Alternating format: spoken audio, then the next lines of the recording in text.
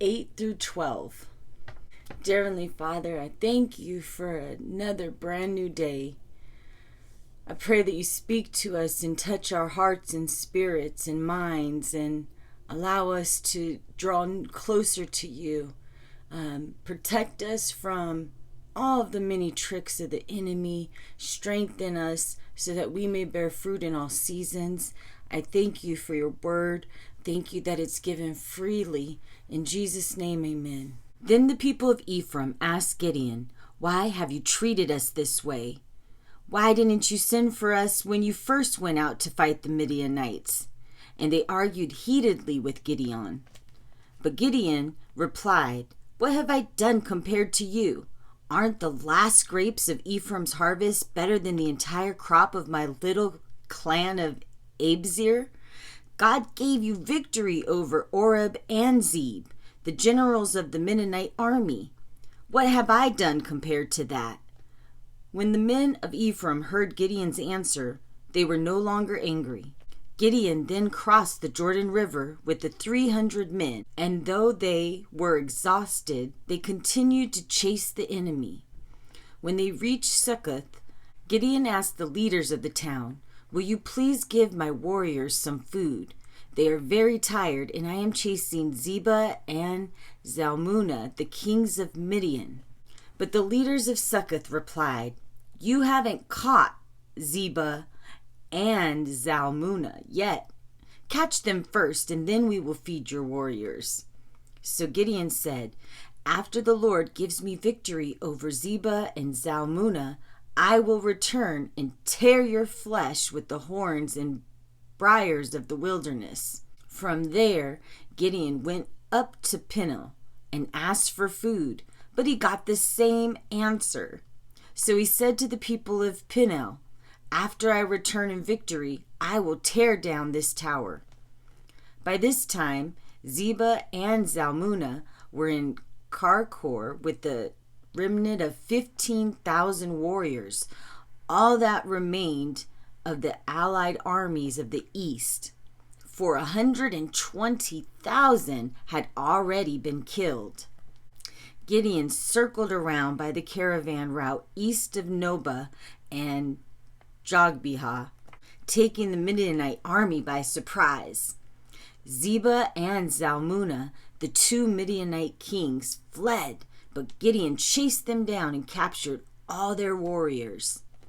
After this, Gideon returned by way of Pass, and there he captured a young man from Succoth and demanded that he write down the names of all the 77 rulers and leaders in the town. Gideon then returned to Succoth and said to the leaders, "Here are Zebah and Zalmunna. When we were here before, you taunted me, saying, 'You haven't caught Zebah and Zalmunna yet. Catch them first, and then we will feed your exhausted warriors.'" Then Gideon took the leaders of the towns and taught them a lesson, punishing them with thorns and briars from the wilderness. He also knocked down the tower of Peniel and killed all the men in the town. Then Gideon asked Zebah and Zalmunna, "The men you killed at Tabor, what were they like?" "Like you," they replied. "They all had the look of a king's son." "They were my brothers," Gideon exclaimed. "As surely as the Lord lives, I wouldn't kill you if you hadn't killed them." Turning to Jephthah, his oldest son, he said, "Kill them." But Jephthah did not draw his sword, for he was only a boy and was afraid. Then Zebah and Zalmunna said to Gideon, "Don't ask a boy to do a man's job. Do it yourself." So Gideon killed them both and took the royal ornaments from the necks of their camels. Then the Israelites said to Gideon, "Be our ruler. You and your son and your grandson will be our rulers, for you have rescued us from Midian." But Gideon replied, "I will not rule over you, nor will my son. The Lord will rule over you. However, I have one request. Each of you can give me an earring out of the treasures you collected from the fallen enemies. The enemies, being Ishmaelites, all wore gold earrings. Gladly, they replied. They spread out a cloth, and each one threw a gold earring he had gathered. The weight of the gold earrings was 43 pounds, not including the crescents and pendants, the royal clothing of the kings, or the chains around the necks of their camels. Gideon made a sacred ephod from the gold and put it in Ophrah, his hometown.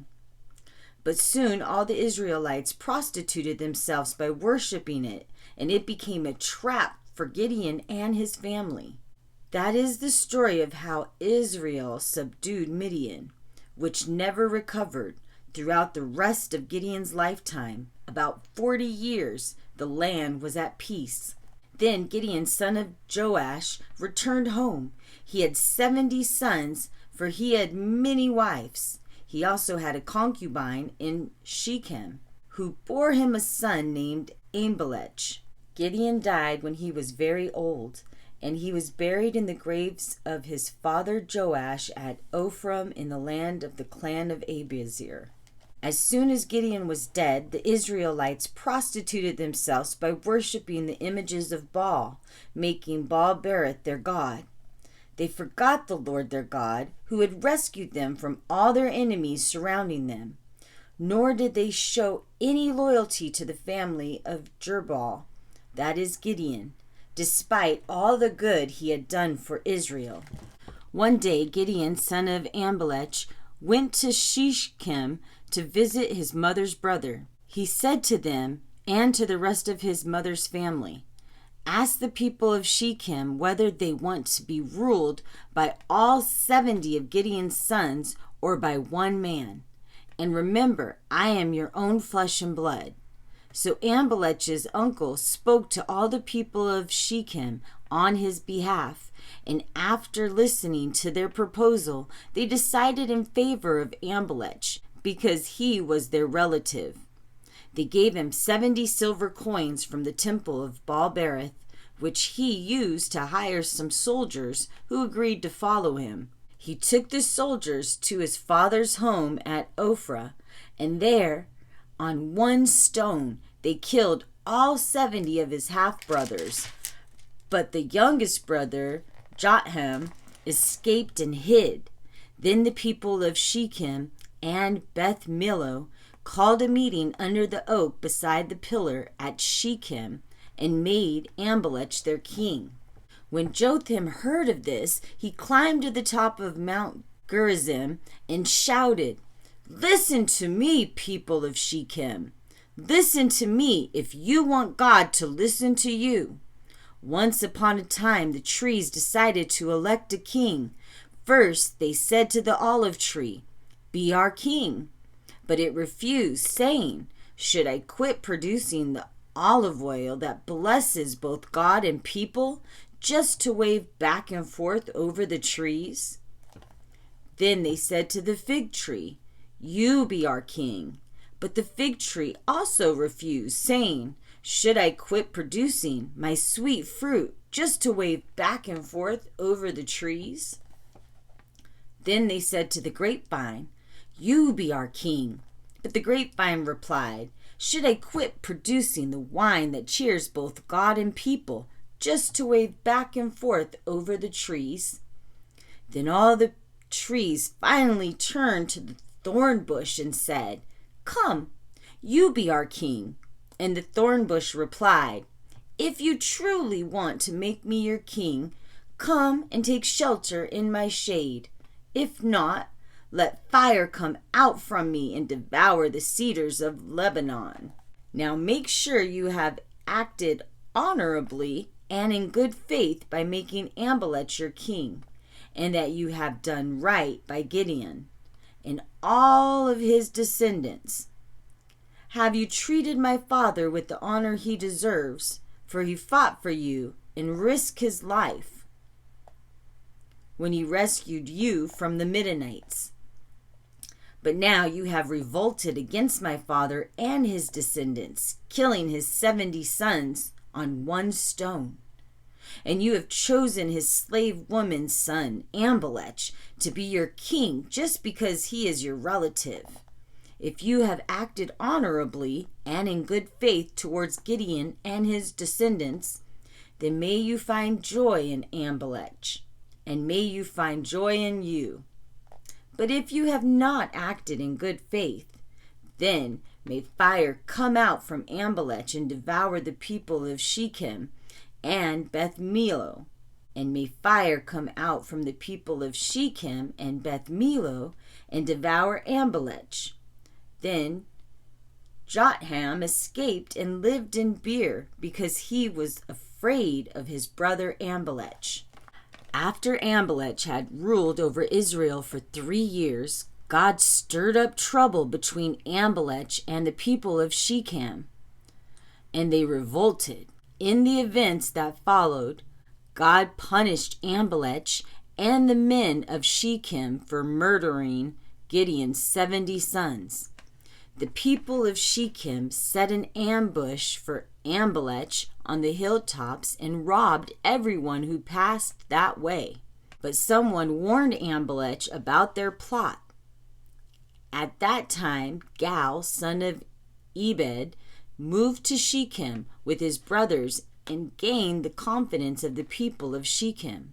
During the annual harvest festival at Shechem, held in the temple of the local god, the wine flowed freely, and everyone began cursing Abimelech. "Who is Abimelech?"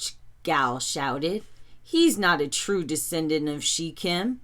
Why should we be Abimelech's servants? He's merely the son of Gideon, and Zebul is his administrator. Serve the men of Hammer, who are Shechem's true descendants. Why should we serve Abimelech? If I were in charge, I would get rid of Abimelech. I would say to him, 'Get some more soldiers and come out and fight.'"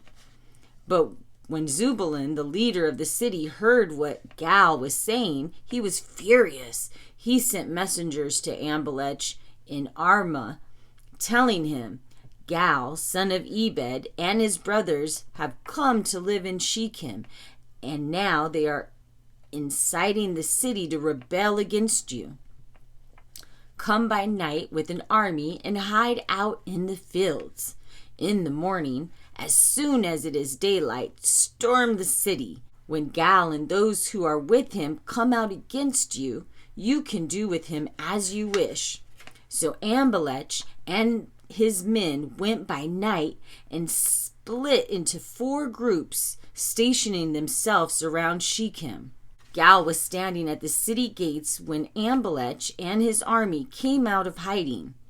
When Gal saw them, he said to Zebulun, "Look, there are people coming down from the hilltops." Zebul replied, "It's just the shadows of the hills that look like men." But again Gal said, "No, people are coming down from the hills, and another group is coming down the road past the divider's oaks." Then Zebulun turned on him triumphantly. "Now where is that big mouth of yours?" he demanded. "Wasn't it you that said, 'Who is Abimelech, and why should we be his servants?' The men you mocked are right outside the city. Go out and fight them." Gal then led the men of Shechem into battle against Abimelech, but he was defeated and ran away. Many of Shechem's warriors were killed, and the ground was covered with dead bodies all the way to the city gate. Abimelech stayed in Armah, and Zebulun drove Gal and his brothers out of Shechem. The next day, the people of Shechem went out into the fields to battle. When Abimelech heard about it, he divided his men into 3 groups and set an ambush in the fields. When Abimelech saw the people coming out of the city, he and his men jumped up in their hiding places and attacked them. Abimelech and his group stormed the city gate to keep the men of Shechem from getting back in, while Abimelech's other 2 groups cut them down in the fields. The battle went on all day before Abimelech finally captured the city. He killed the people, leveled the city, and scattered salt all over the ground. When the people who lived in the town of Shechem heard about what had happened, they took refuge within the walls of the temple of Baal-berith. Someone reported to Abimelech that the people were gathered together in the temple. So he led his forces to Mount Zalmon. He took an axe and chopped some branches from a tree, and he put them on his shoulder. "Quick, do as I have done," he told his men. So each of them cut down some branches, following Abimelech's example. They piled the branches against the wall of the temple and set them on fire. So all the people who had lived in the tower of Shechem died, about 1,000 men and women. Then Abimelech attacked the city of Thebez and captured it. But there was a strong tower inside that city, and the entire population fled to it. They barricaded themselves in and climbed up to the roof of the tower.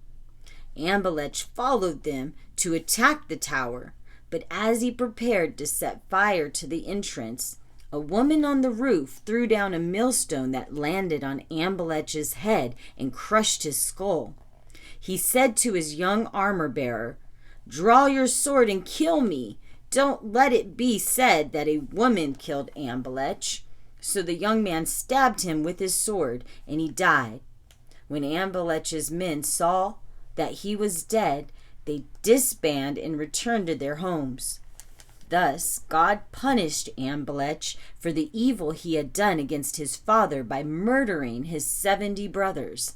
God also punished the men of Shechem for all their evil, so the curse of Jotham, son of Gideon, came true. It was written. He said, scatter the seed. He told us walk by faith and we won't lack a thing. Pray without ceasing.